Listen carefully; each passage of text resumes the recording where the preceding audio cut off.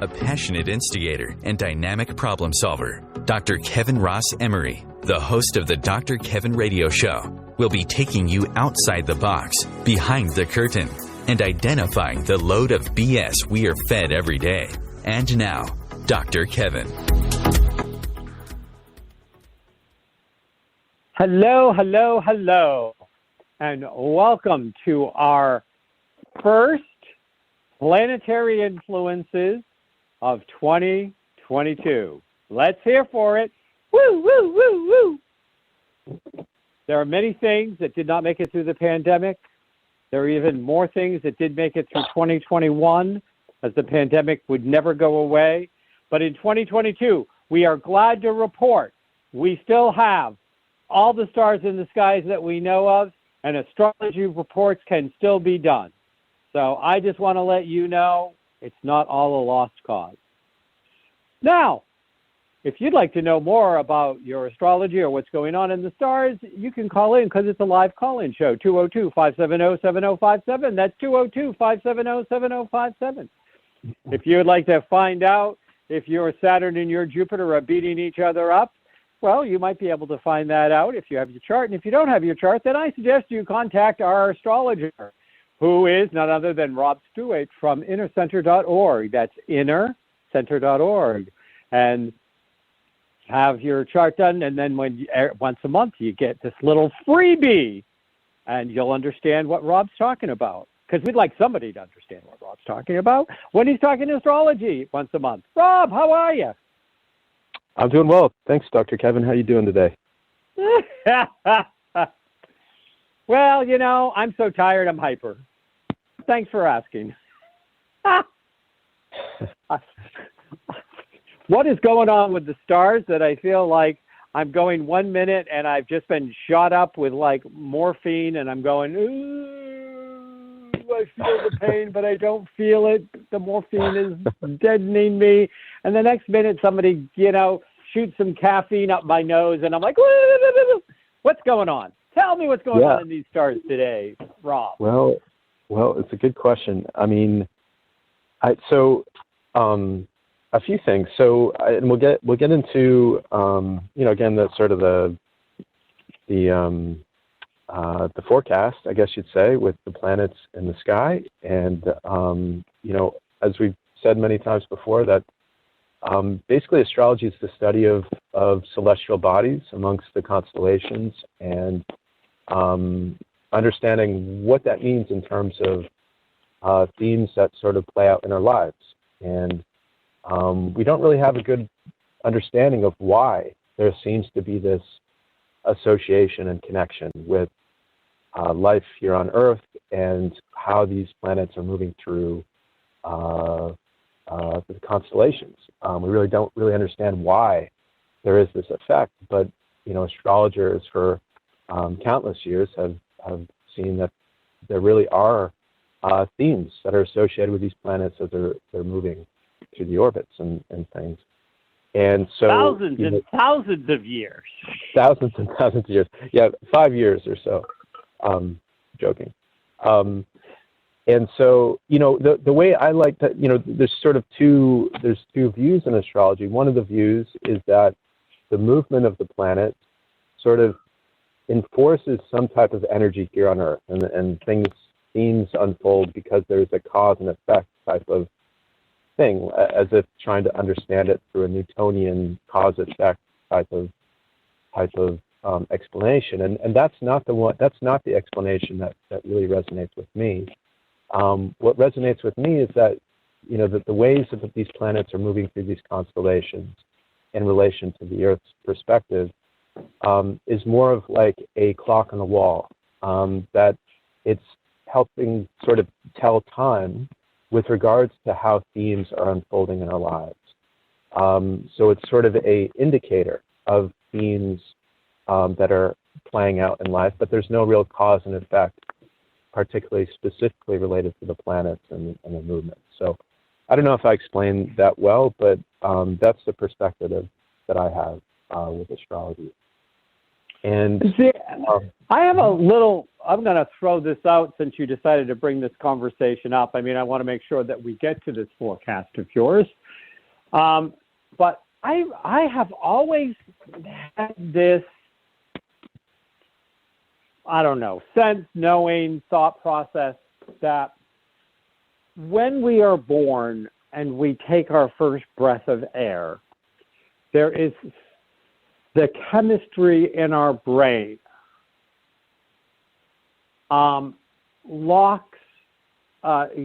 goes into from being mutable to being fixed. It has a fixed beginning point. That breath locks those chemicals in our brain, and those chemicals in our brain are, they come together from a scientific perspective, and that's what makes up personality. I mean, a lot of personality has, what is our brain chemistry that creates these different things. I think that every planet has, from a more major effect, if it's closer, to a less felt, but still an effect on where it is positioned in the sky when we take that first breath, that makes subtle alterations that create certain tendencies and personality starting points. And then the environment gets to affect them. Now, when those planets are moving, they are affecting more and less those chemicals that were set in our brain, and they're creating a reaction that then leads to certain behaviors and outcomes. That said, humanity in of itself as an energy field and the Earth also feel an effect like the ocean feels an effect when the moon is in different cycles. It feels it stronger, it feels it less strong. That's a very, very simple, obvious thing. But I think in layers of subtleness that we can bring that out and say, so this particular planet being in this position and in relationship to another planet in this position, their pull on the Earth comes together and creates a third pull on the Earth, which is that consequences of the two separate poles that then affect that chemistry in other ways, which leads to personalities, which leads to energies, and then our energies, which were set at birth, interact with those energies as they're going on in the sky. And this is what always made sense to me, would be the scientific underpinning for why astrology works. What do you think of that? Well, I mean, that can very well be. There's a lot of perspectives on all this, of course, and that can be absolutely correct in terms of how it works. I don't know. And the thing that makes the way that I've understood it that really resonates with me is that there really are no coincidences in terms of timing in life. And for whatever reason, when each of us as a soul incarnates here, it was the perfect time for what we need to experience and evolve, to grow, evolve, and transform. And this aligns with your perspective with regards to the mechanics, if that's right, or the quantum mechanics of the planetary positions. But for me, it doesn't really matter to me whether or not these planets are literally enforcing energies, or if they're just more like a clock on a wall. A clock on a wall simply keeps track of the movement of the sun. When it's noon, the sun is directly overhead, more or less. But the clock isn't enforcing that sun be overhead at that time of day. It's just sort of letting us know. It's sort of an indicator of what's going on. And for me, astrology, it's sort of more, even, the symbology, the metaphors, these things have deeper meanings, and whether or not they're actually physically enforcing it, I'm not sure. To me, it's a much more energetic, beyond sort of the subtle physics. It goes into the unexplainable realm for me. But at the end of the day, I don't think it really matters. It's really this truly is a system that works, in my opinion, and it's something that's really brought a lot of substance and understanding to me in my life and the life of my clients. Yeah, well, I mean, it's got a 5,000-year plus track record that says that there is something to it, even when people have tried to debunk it over and over and over again.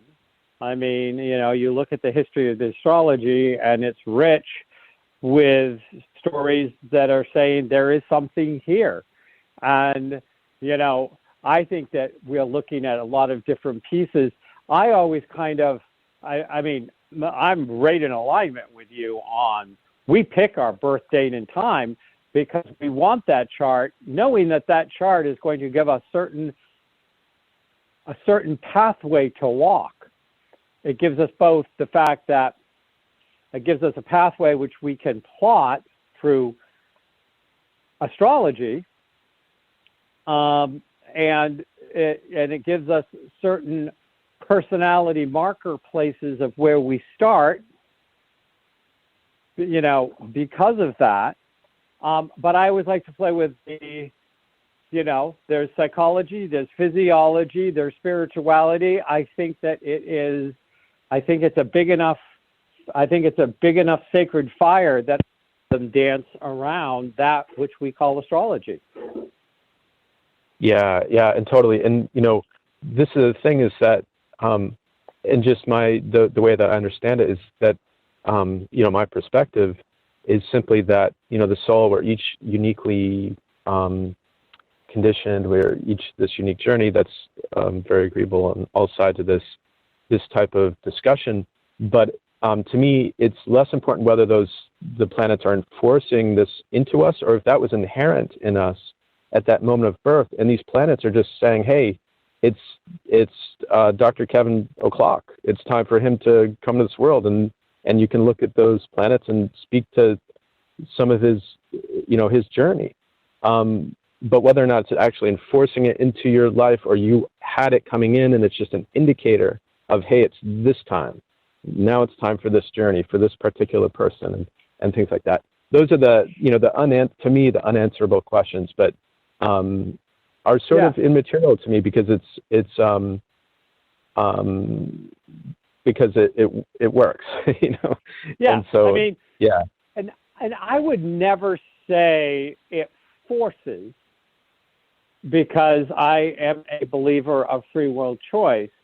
I think that it conspires to support us to take the journey that we're here to take.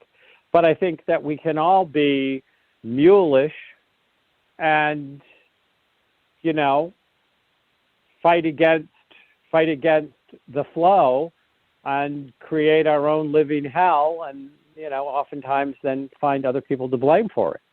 I think if you follow the flow, it's not that you're not going to have challenges, it's that you're not going to ever have challenges you can't handle. You'll always have things around that will support you in handling the challenges, and the challenges will always leave you better off than they found you. And that's a whole different perspective. But I don't think the planets force you. I think they invite you. Right. And I was just, oh boy, this is a big topic. I mean, the thing that I'm trying to articulate, not doing a great job with it, is it's like a chicken or the egg thing. In one hand, the soul is already entirely the soul itself, and it's choosing, when the planets align a certain way, it's saying, now it's time for you to express yourself and go on their journey and do your best and live, learn through trial and error and all those things, rather than, perhaps,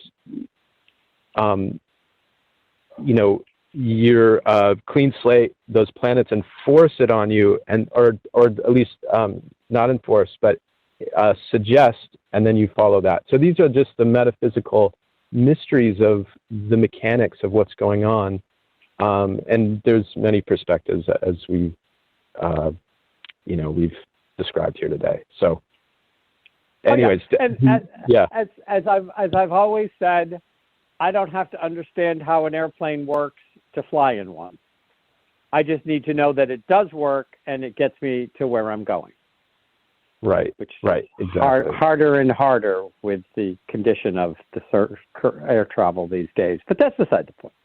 So tell us tell us about the astrological weather forecast. Right. And so as the sun moves through the constellations, whether, and this is again, I'll loop it back in, like either the sun is actually literally enforcing through energy and the rest us to shine in this area of life, or if it's just naturally time, just because of the undercurrents of life itself. We don't know.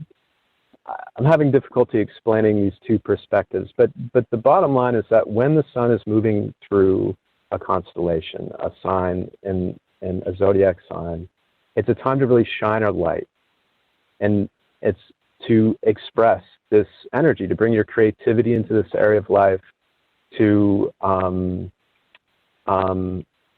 shine your personal expression in this area of life. And Aquarius, the sun entered the sign of Aquarius on January 20th.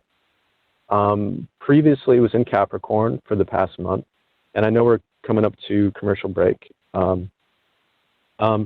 But Aquarius is a really interesting one. You know, for the past month, the sun's been in Capricorn, and so there's this timing of themes related to discipline, to responsibility, to seriousness, maturity. It's a time to sort of level up in life and be an authority in your life. And when the sun moves into Aquarius, Aquarius is about liberation from conditioning. Capricorn can bring conditioning. It sort of requires us to be responsible. It requires us to conform in some way. And Aquarius is about freedom from that and taking honoring your uniqueness and bringing that uniqueness into the world to make it a better place and revolutionize the world in your own unique way. And that's done through connecting with groups, connecting with your tribe, connecting with people of like mind. And that's a real sort of the essence of Aquarius, is to shine and to bring your innovativeness, your uniqueness, and to let go of conditioning and conformity and help society shift and move and advance. These are some of the major themes of Aquarius. Do you want to chat about that? I feel like maybe this is a good time to break for the.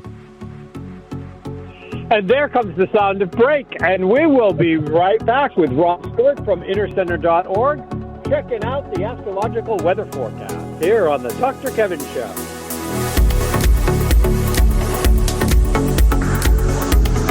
Conscious media for conscious minds. OMTimes.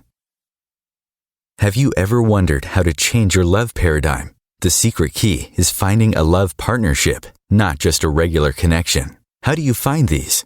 Through conscious relationships. Ascending Hearts Dating is a dating site for people like you that believes in second chances and a different type of spiritual connection. Try Ascending Hearts for free today at ascendinghearts.com and change your love paradigm. Ascending Hearts, the premier dating community for the spiritually awake. Hello, I'm Sandy Sedgbeer, host of OMTimes magazine's flagship radio show, What is Going On? My passion is sifting through information, research, and innovations from new thought teachers, speakers, and researchers pushing back the boundaries of what we know about life, energy, metaphysics, and the universe. I love shifting perceptions about who we are, why we're here, and how quickly impossible becomes normal when we open our minds, expand our awareness, and accept that the only limits that exist are those we place upon ourselves. So if you're the kind of forward-thinking, eager investigator of what lies beyond the current reality that most perceive, why not make a date to come play with me in the field of possibilities at 4 p.m. Pacific Time, 7 p.m. Eastern Time every Thursday, and together we can discover what's really going on. Coping 19, brought to you by CDC and the Ad Council. If you're feeling increasingly lonely right now, you're not alone. It's totally normal. Even though we may not be able to get together in person, connecting virtually with friends and family still gives you a chance to interact with people and may help raise your spirits. Join a virtual book club, set up group text chats, or online video coffee breaks with coworkers.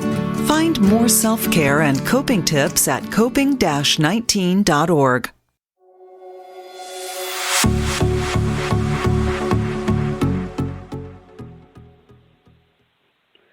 Hello, hello, hello, and welcome back to the Dr. Kevin Show here on OMTimes. We are doing Planetary Influences with Rob Stewart from innercenter.org. That's innercenter.org, where we're looking about what's going on in the skies. We had just talked about the sun moving into Aquarius. I wanted to make a quick comment on what you said, Rob, and then we have a call-in, and we're going to bring our call-in in.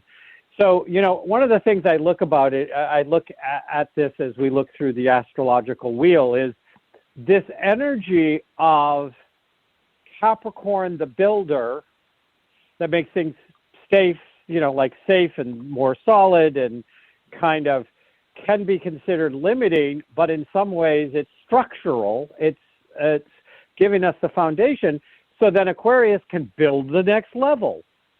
Like, it's about freedom, it's about expanding, but, you know, it's sometimes we cannot transcend structure until we have it. Does that make sense? Oh, totally. I mean, absolutely. And you know, that's what I love about astrology. That, you know, the signs and the houses, one leads into the next, and they're all important for this sort of the fulfillment, this completion of this cycle of life. And so I totally agree with what you say. But yet, it involves a continuous dance through these energies and these motions of life. Okay, so we have a caller, Pauline. Pauline, are you there? Yes, I wasn't sure what kind of question I could ask. I just know that right now the nodes are shifting, and that's going to be the eclipses. So I was told that Taurus and Scorpio is the next, that's where the nodes are now. Is that a question I can ask about? Or, because I didn't hear you discuss that. I heard a little bit, you mentioned in the beginning something about Jupiter and Saturn. So if you want me to ask the question about Jupiter and Saturn, I could do that. No, actually, we haven't talked about Jupiter and Saturn yet. We've just been talking about basically astrology. We were actually doing a general conversation of why astrology works. So I found that part interesting too, but I didn't know what to ask. Yep. So, Rob, can you give us some insights, and it may be part of what's going on in your forecast anyways, but can you give us any comment about what's going on with the nodes right now? Yeah, that's a great question, Paulina. I appreciate the question. I mean, and then I wanted to particularly ask about where I know where Mars. I don't really know exactly. I just know if I'm supposed to look up those signs and what houses they fall on, or do I look up my natal and figure? I mean, I'm very confused. I'm sort of a beginner, so that's why I'm asking. Well, it's a great question. And with all of these forecasts, it's ideal to have your birth chart available, so that you can see where these alignments are falling in your birth chart, because that'll give you a bit more information with regards to how it's affecting you personally in your life and what themes it's bringing up to work through and evolve and grow and transform through. The nodes of the moon are a really important part in astrology, and I think one of the most important parts, personally, from my perspective. And whenever the nodes are shifting signs, it brings a different sort of karmic lessons for us all to learn and grow and evolve through. And so the South Node had been in Sagittarius, and the North Node was in Gemini, and that was since May of 2020. And that was a period of time karmically for all of us to really look at our beliefs, South Node in Sagittarius, to look at our view of the world, our truth, what's really true with a capital T. This is a time for all of us to really look at what beliefs in our life are working for us, which ones aren't working, which ones are true, which ones are not true. The South Node always brings up our past conditioning, our past, we have wonderful habits with regards to where the South Node of the Moon is, but we also have some old habits that are looking to be released. And so over the past year and a half, it's been about reviewing our belief systems. And with the North Node in Gemini, it's really been asking us to really return to the here and the now, to look at our immediate surroundings, to see, to use the rational mind, the logical mind, rather than our beliefs, South Node and Sagittarius. And so this, as these North and South Nodes of the Moon are cycling through these signs, it gives us the opportunity to work with these themes in our life. And just 2 days ago, on January 18th, I believe, the South Node moved into Scorpio, and the North Node is in Taurus. And so this brings this new cycle of karmic lessons for everyone. And I use the word karma. Personally, I see karma as our belief systems. If you believe you are unworthy, then oftentimes we attract to ourselves unworthy themes. And so karma, in the way that I understand and work with karma, is really looking at our subconscious beliefs. And when you can really look at them and release and let go of these untrue thoughts or improper programming that we adopted due to difficult experiences or experiences early in life, to me, this is a way of releasing and letting go of what is considered karma. Very big topic in on itself, obviously. But with the South Node in Scorpio, moving to Scorpio, there's something about letting go of unhealthy patterns and codependency. It's also a time to look at our subconscious motivations for our actions that are operating behind the scenes. Oftentimes we move through life and we may or may not recognize what's truly motivating us subconsciously. Maybe there's fears, or there's old wounds, or old things that we're working through that we haven't fully explored and been willing to confront in some way. And so a South Node in Scorpio brings the opportunity to rebirth in our lives. And with the North Node, this is saying that we're being asked to step into honoring our value system, Taurus, honoring Taurus, healthy boundaries. Where do you want to spend your time, energy, and attention? Self-reliance. What do you value? These are some of the things that we're being asked to really explore in life with that North Node in Taurus. Does that make sense, Pauline? Yes, it does. And I'm looking at my chart, and it's at the midheaven, I believe. But it's like it straddles two. Obviously, if I look at it, it's like 21 degrees. That means it's in a couple of houses, right? So does that mean that I should focus on career, or if it's partly in the ninth house, the value of education, or traveling or something like that? I know ninth house is something with travel or higher education of some sort, or higher mind. I mean, I'm not quite sure. Yeah. So Scorpio's in your ninth and your 10th house? Scorpio's in my third and fourth house. I mean, fourth and fifth house. Sorry, fourth and fifth house. Fourth and fifth, and Taurus is in your 10th and 11th. Yeah. Well, no, it's in ninth and 10th, I guess. Because it's 21 degrees. It's 21 degrees on the beginning of your 10th house. Is that what it is, Pauline? That's right. That's what it is. Okay. Okay, so Scorpio's in your 9th and 10th. No, my Scorpio is in the 4th and 5th. Oh, sorry. Taurus is in your 9th and 10th. And yep. Okay. So Scorpio's in your 3rd and 4th. Right. Right. Okay. No, 4th and 5th. I'm sorry, 4th and 5th. You keep saying 3rd, but I keep saying it's 4th because it's 24 degrees in the 5th house, so it's probably in the 4th house Scorpio as well. Okay, so then it would be the 10th and 11th house, because the 5th and the 11th are opposite, and the 10th and the 4th are opposite. Okay. So the basically with Scorpio, the south node of the moon in Scorpio in the 4th is really looking at that sort of the deeper emotional shadows. I also have Scorpio in the 4th. So it's a time where, maybe there's old fears, old wounds, some difficult experiences.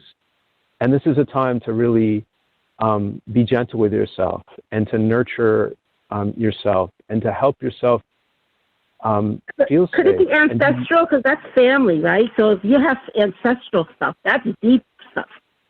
Absolutely. So yeah, the 4th house is, the 4th house is many things. Astrology, there's many meanings. And the 4th house is our deeper emotional life. It's who we are when no one else is around. It's our family. It's our land. It's the land that we're connected to. It is related to ancestors. And it's really about our deeper emotional belonging, safety. And with the South Node in Scorpio transiting your 4th house, there's something about being, going to the depths, being vulnerable with your emotional life, finding people that you trust to express yourself. And it's a time for rebirth. And there might, because it's the south node of the moon, there might be some old patterns that are emerging over the next year and a half of feeling deeply vulnerable in home or with family or with, maybe exploring your ancestry and exploring the mysteries, Scorpio, of ancestry and things like that. And with the North Node in your 10th and 11th house, there's something about valuing how you want to show up in the world outside of the home. The 10th house is who we are in the outer world, how we're seen from afar, living according to your own value systems in your work, 10th house. And then also in your 11th house, it's about how you want to help the world change, how you want to, who's your tribe, which people do you value, how do you want to connect, what are the people that you want to connect with? And does this help at all, Pauline? Yes. And I was just looking, I just noticed in the 11th house I had Mars in Gemini, so I went through something with Gemini, obviously, just before it switched over. But I was in retrograde, so I don't really understand that, but I won't ask that question because it's already passed. It doesn't matter at this point. It's going into the next 18 months is what you just shared with me, and that's important. Yes, it really makes a total lot of sense what you just shared. It's exactly where I'm heading. It's interesting. Yeah. So I'm going to wrap it up with this statement, Thank and then you. we're going to get back to the forecast so that we can make sure we get through the whole forecast, Pauline. But we do want to thank you for calling. But here's what I would keep in mind is this is a time to start to look and understand where from your hidden places, your subconscious, your unconscious, what are motivating the actions you're taking, and you need to bring them into a consciousness understanding. So this is a great time to start to look in those areas of your life of what are your habits or patterns, especially any habits and patterns you have around relationships from the emotional standpoint. It doesn't mean I'm not talking romantic relationships, but this could be relationships with people you work with. It can be family relationships of some kind, but you really want to, this is your invitation of don't just be doing things out of habit and pattern or staying with things that are familiar and comfortable, but you've never questioned. This is your time to question it, bring it into the light, have understanding, and then make your choices based from a place of knowledge instead of a place of unconscious and subconscious. Does that make sense, Pauline? Oh, she hopped off. Hopefully she was on, so she heard it. And Rob, let's see if we can go on with the forecast. We got as far as we got a sun in Aquarius. Yeah. All right. Yeah, and it's great. I really enjoyed talking with those questions because it really brings everything that we're talking about into sort of more practical terms. So, but Aquarius, right? So Aquarius, Aquarius. There's something about honoring your uniqueness despite the need to conform or the need to adhere to conditioning. And it's a really challenging walk, the walk of Aquarius. In this world, there's been plenty of walks in that way when society shifts, and it's difficult at first because, some person is seen as crazy or whatever it was. The Earth orbits the sun. Back in the day when they questioned that, Aquarius is asking everyone to really stand in your truth, stand in your uniqueness, really be firm in those ways, but from a selfless place. That's the thing about Aquarius. There's something about it's beyond self. It's for society. And of course, being guided by the deepest moral compass, of course, but it involves objectivity. Aquarius can bring about this feeling of disassociation at times when we're not standing in truth, when we feel like we have to abandon our own truth for the truth of peers or family and friends and loved ones. There can be this sort of disassociative energy sometimes when we aren't fully standing in our own truth. And so it's a really interesting walk, an interesting balance with Aquarius. And so over the next month, we're all being asked to really shine our light in our uniqueness and march to our own drum. But there's still a lot of Capricorn involved in the skies at this time too. So it's also a time to be responsible, to build structure, to be disciplined and things of that nature. So, all right. So, and feel free to chime in, Dr. Kevin. I know we got commercial here and all this, but I'll just keep on going unless you chime in, okay? Yeah.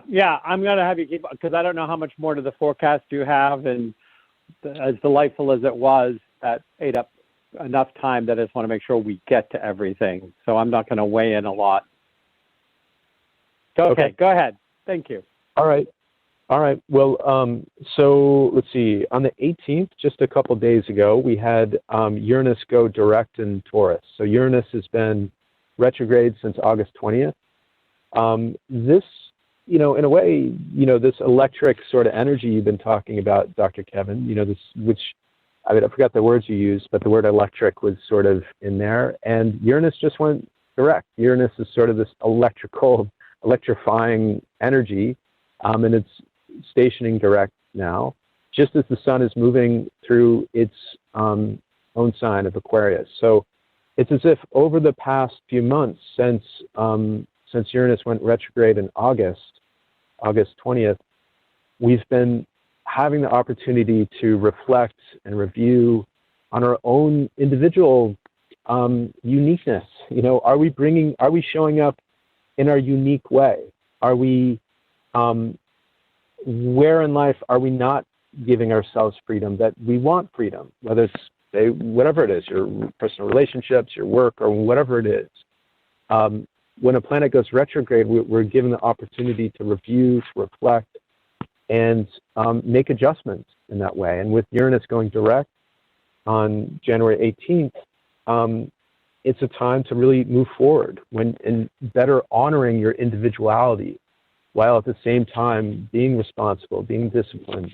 Mars is in Capricorn, so there's this sort of, being an individual and responsible, but liberating oneself from past conditioning that is no longer serving for every person individually in their own life, whatever that is for them. Uranus is in Taurus too, so that Uranus going direct in Taurus is about living according to your own value systems, figuring out what truly matters, shaking off the old and embracing, your own self-reliance and using your time and energy in ways that really matter. So these are some of the ways that, astrologically speaking, we are stepping into, are shaking away the old. Did you want to say something, Dr. Kevin? Yeah. Well, there's a couple of things that, because with Uranus moving forward in Taurus and us then taking that energy of originality and change and movement, and, Uranus, I'm going to say Uranus isn't uber cranky in Taurus, but it's not one of its favorite places to hang out, let's be honest. Mm-hmm. Taurus is all about fixed tradition, blah, blah. Right. So it's kind of doing that. But it is in a sign-to-sign trine with Mars. Because you said Mars is in Capricorn. Yep. And so, though they may not be in an exact trine, and if Uranus is just going in, Mars is obviously going to be out of Capricorn long before Uranus finishes its journey in Taurus, because it moves so slowly. But you have the trining energy. So one of the things I'd like to say to our listeners is, you're going to have this need to want to shake up tradition, and you're going to want to have this need to make some changes and find some unique freedom or ways of expressing yourself, which is perfect if you think of it from a rhythm standpoint of, we just finished very untraditional holidays, 2 sets of very untraditional holidays in a row because of the pandemic. We have started to have traditions that are now have not been available and are moving away about how we deal with family and life. And, there's a lot of traditions around the holidays. Almost everybody was raised with some kind of holiday traditions. And now these are kind of up. And we were re-examining them over the holidays when they couldn't be the holidays that we wanted. They had to be the holidays we created. And that was that Uranus in retrograde. To kind of like look at it. But we have this Mars energy over here in Capricorn, which says, make change, but do it thoughtfully. Don't rush it. I mean, Mars is not running any races in Capricorn.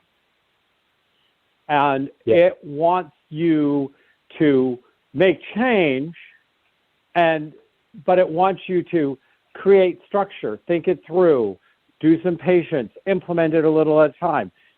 Uranus would like to make change like a lightning bolt. Mars wants to make change like the plodding forward of pulling the blocks that built pyramids when it's in Capricorn.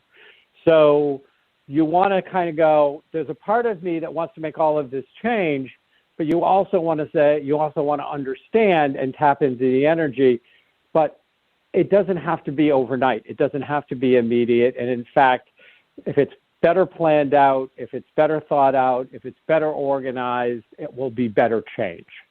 So those were my 2 cents. Did that all make sense, Rob? Yeah. No, I agree with that. This Uranus, this sort of change, electrifying change, and in Taurus, like you said, is very it's sort of a conservative energy. It's very resistant to change, and Uranus has been transiting through there. In 2021, over the past entire year, we've had Uranus squaring Saturn.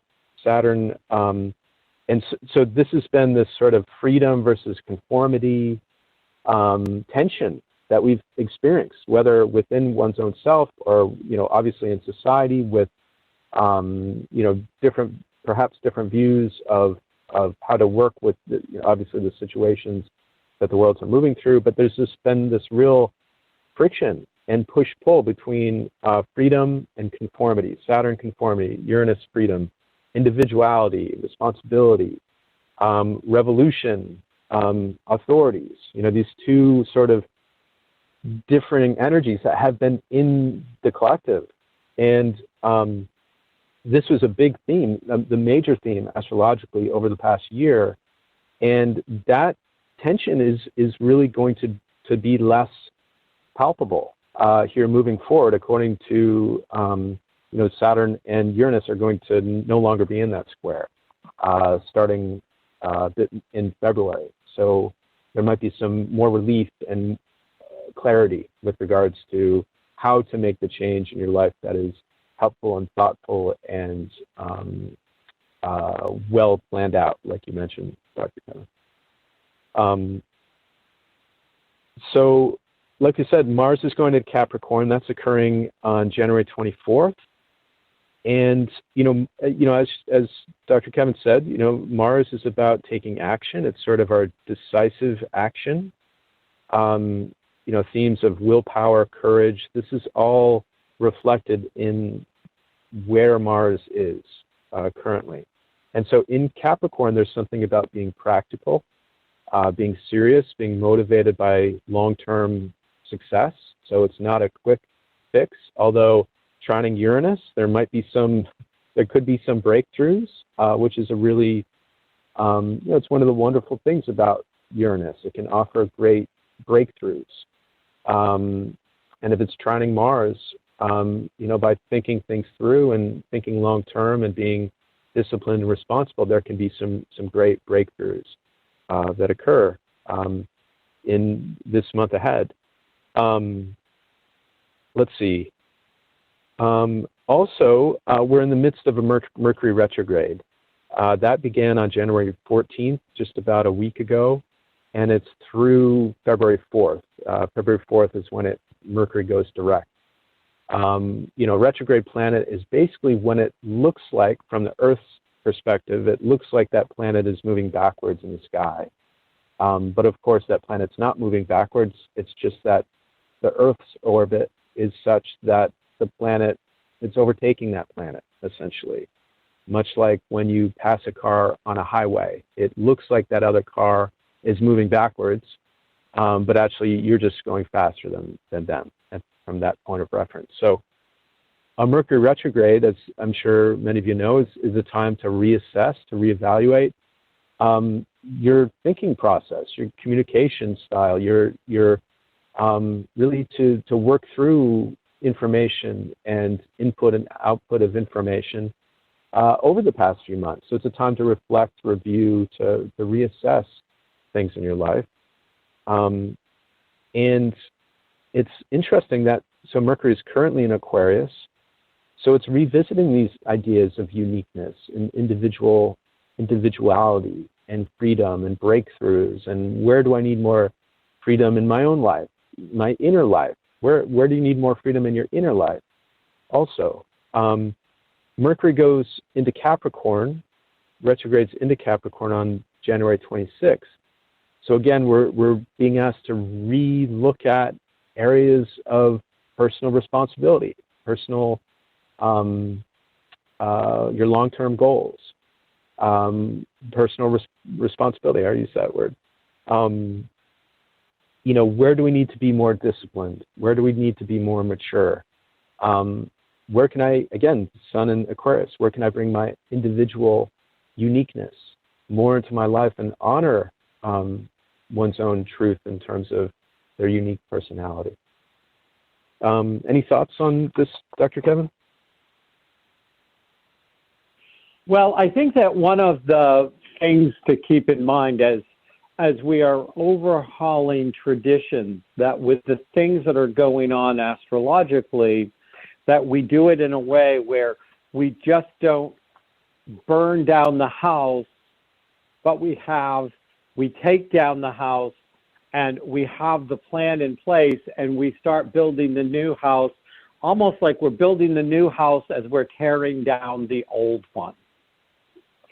And one of these energies of having the release from this push you pull me of the Uranus Saturn moving into the Uranus Mars of, okay, the push you pull me is over, now we're moving forward. And then the Mercury is retrograding into a place where it goes, question thyself, as in Aquarius, as within your inner systems that Rob was talking about, and then question how you perceive your security and who you are and how the world perceives you. And when that Mercury goes direct, we're going to be in the full energies of that Uranus, Mars push. Like, it's going to be, if anything, it's going to be a stronger push at that point. And the retrograde will have done its job. So when we figure out in those retrogrades, we are figuring out ways, depending on where it falls in your chart, but the ways in which we're going to tear down and rebuild those traditions. Does that make sense, Rob? Yeah, absolutely. So yeah, in this retrograde, keep a journal, keep notes, keep track of, but remember, don't implement until it's 2 to 3 days into direct. Go ahead. Right.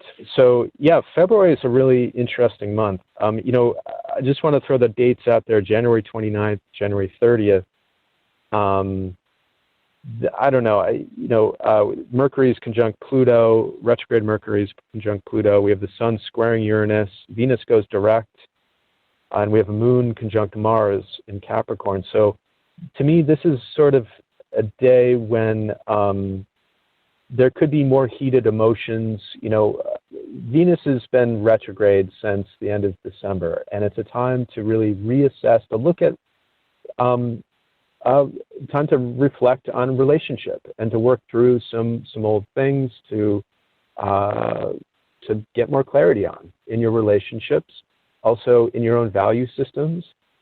And Venus goes direct on, I think it's January 29th, and the 29th and 30th is really it's just a day to be mindful and patient, and it's a time when there could be some sharp language used that kind of just sneaks out.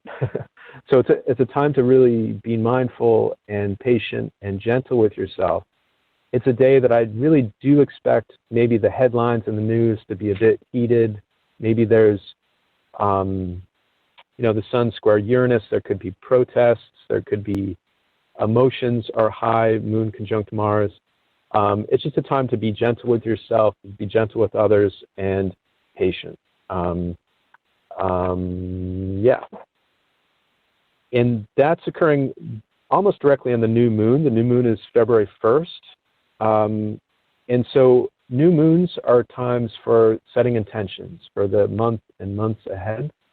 And this new moon is in Aquarius, of course, and it's at 12 degrees Aquarius.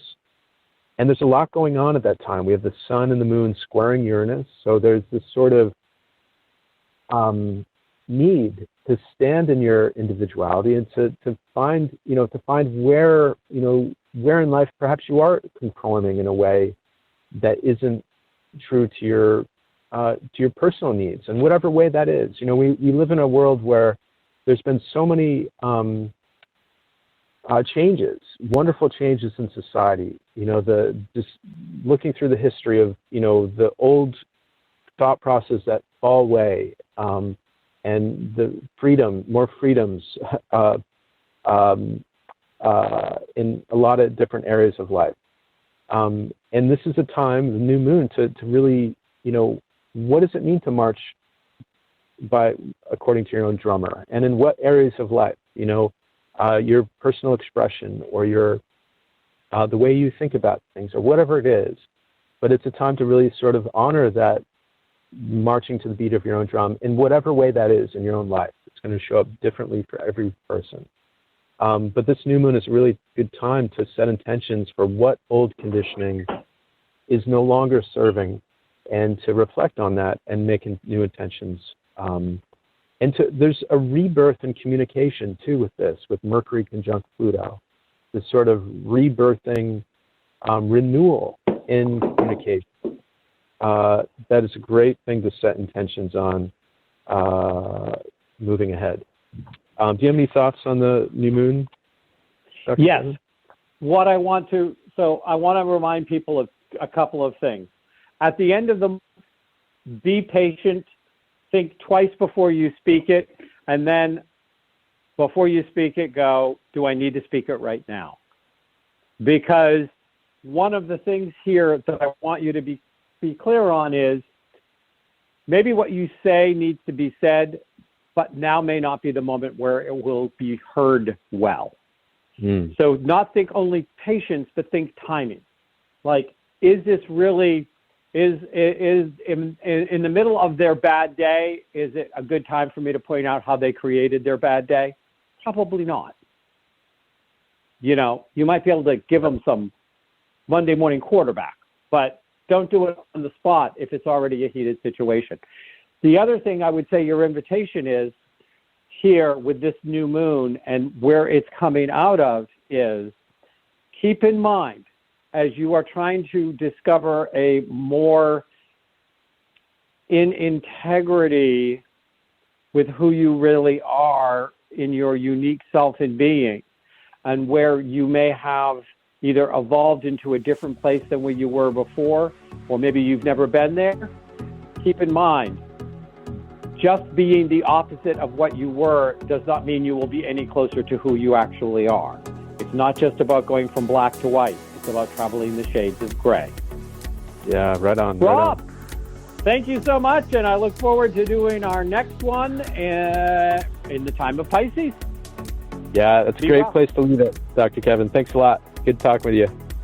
Bye.